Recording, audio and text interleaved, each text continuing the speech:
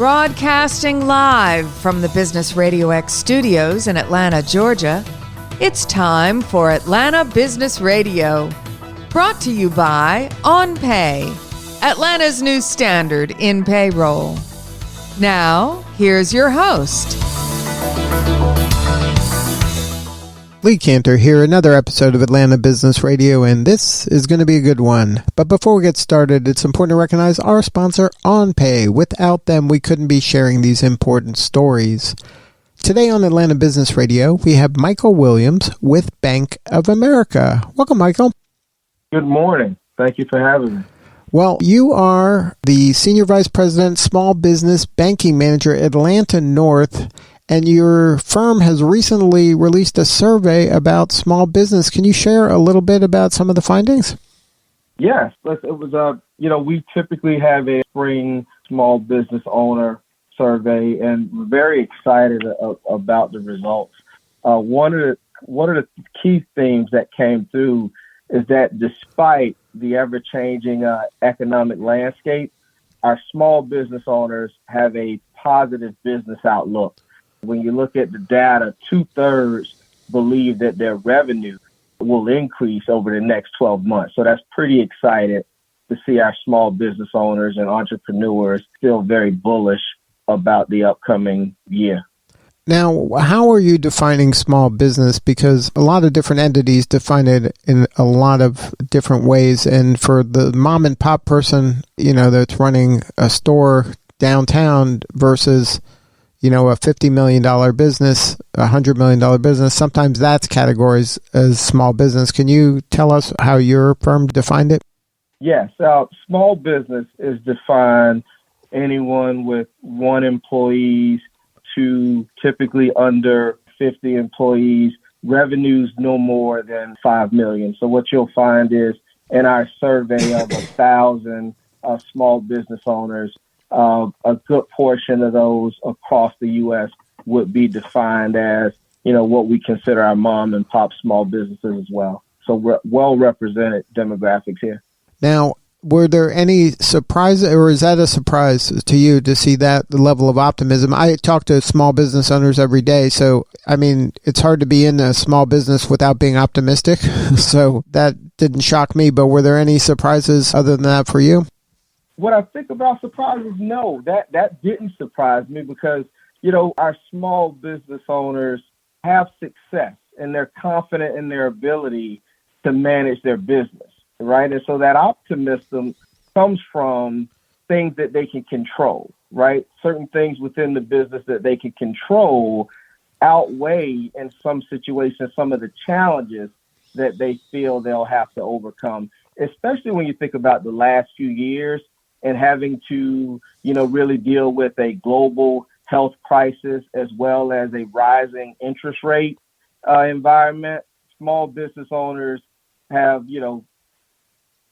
come up with a new set of skills that allow them to quickly adapt and learn from situations and challenges within the environment. So I wasn't surprised by that at all. Now, you mentioned some of the challenges that are facing small business, like interest rates raising for credit. There's inflation. A lot of folks during the pandemic, especially, were dealing with supply chain.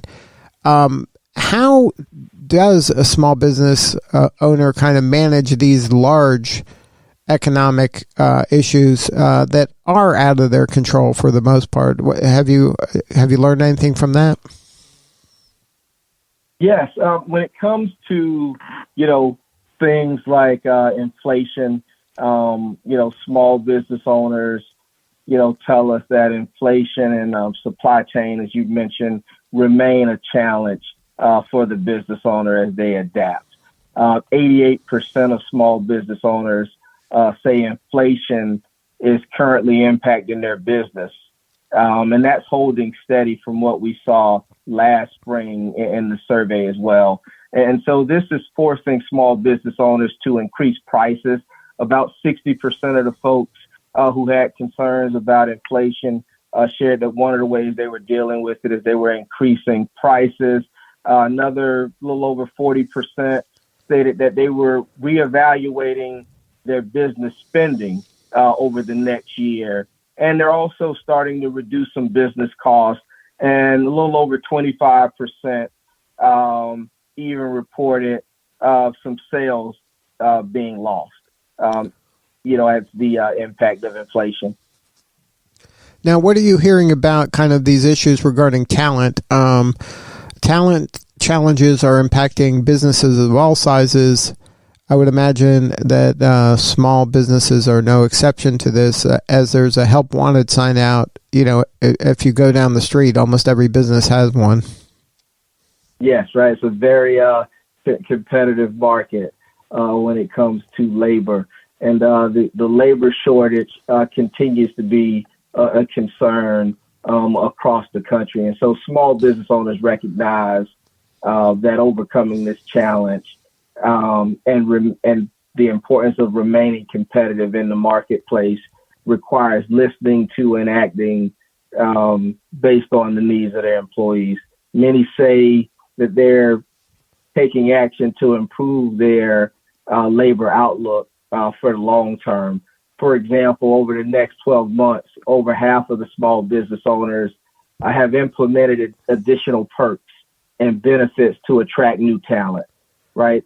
Starting with, increasing base pay for new employees, allowing, one of the things we learned from the health crisis, right? Allowing remote and hybrid work environments, introducing new employee training programs, as well as providing additional healthcare benefits as well. Now, are you finding any interest for small businesses to lean on technology regarding automation or robotics? Even this chat GPT I'm seeing involved is in customer service and even order taking in some places. I recently was at a totally robotic automated pizza kiosk that exists now and is operational here in Atlanta, where you can buy a freshly made pizza through a vending machine. Are you seeing any of those kind of, as that being part of the talent solution is to automate or create robotics around, tasks that had been previously done by humans? I definitely think so. We're seeing that, like you said, right, in different, pop-up coffee houses and things I think about around town as well. But it's amazing how innovative the business owners are, right? They're looking ahead to the future to find ways to implement new technologies that will help not only differentiate their business from competitors, but also find new ways to optimize, their staffing and their overall strategy. So, when I think about digital as well and just how technology's going to impact their ability to take care of clients, 80% of small business owners have digitally optimized their business, right? Most are using it not only to expand their profits, but also to reach out to new customers. So, some of the things in the survey, 60% of small business owners have been able to accept more forms of cashless payment, and 52% have conducted business banking online to add convenience as well. So we're seeing that in our industry also.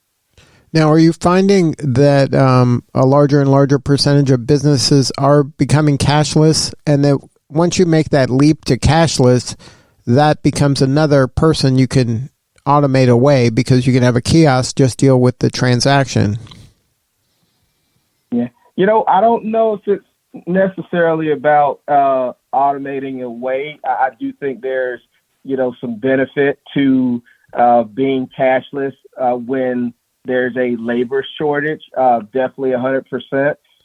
But most of the businesses are, from people I'm meeting with out in the field and just the overall theme I'm hearing in the survey, are just trying to find more convenient and safer ways to do business and allow their customer base to interface with them.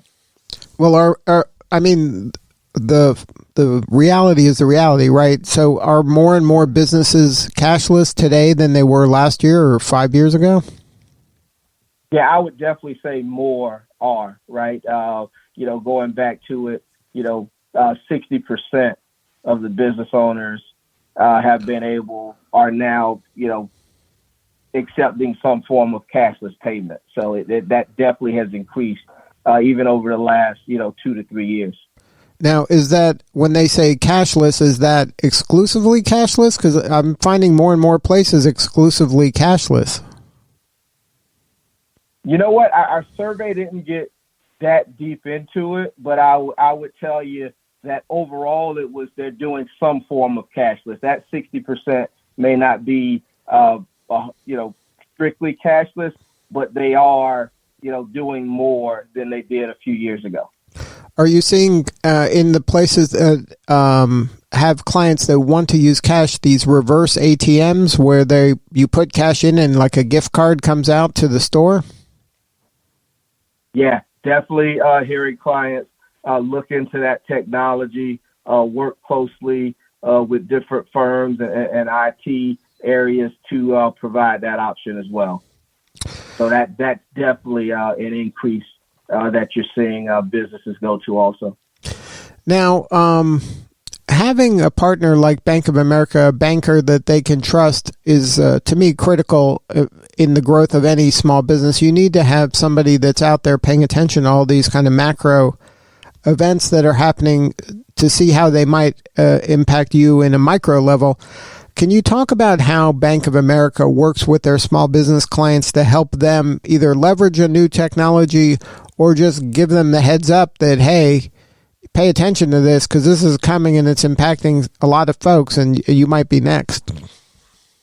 Yeah, listen, we have, and for 2023, we will continue to partner with small businesses to provide tools and guidance on their path to growth, as they're starting up a business, or even as we work through recovery, as we think about possible recession looming. We are always looking for ways to deepen relationships with our clients through enhanced offers and engagement. And to your point, our technology, right, our powerful technology tools are a part of that. Bank of America small business clients can manage their business effectively through customizable digital tools like our cash flow monitoring, our connected app, our mobile check deposits, as well as Zelle. So business transactions can be more convenient. We're also looking at different technology that'll allow business clients to have access to their business credit scores, right? So they're able to monitor the credit health through free access to their business credit score via our Bank of America or Business Advantage 360 online banking.